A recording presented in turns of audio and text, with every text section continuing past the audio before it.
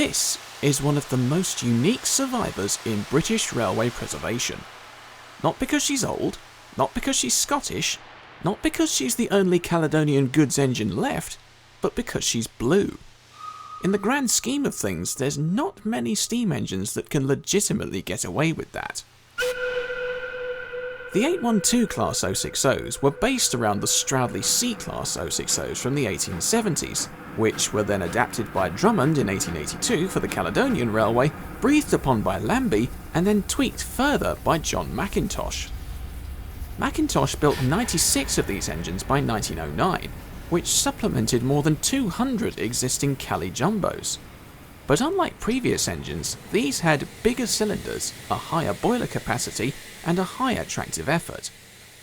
The 812s were initially built for fast goods trains, but their surprising turn of speed and smooth running earned them a place on boat trains, albeit they had to be fitted with Westinghouse air brakes in order to do so. Whoever would have believed that over half a century before the 9Fs were introduced, the Caledonian were building goods engines that could top 60 miles an hour? Points to St. Rollox. Withdrawal of this class began as early as 1923, but even when replacement goods engines like the 8Fs came along, most of the 812s survived into BR days, with the last of them going in 1963. Number 828 was withdrawn in August that year, and following a short period in storage, she was purchased by the Scottish Locomotive Preservation Fund.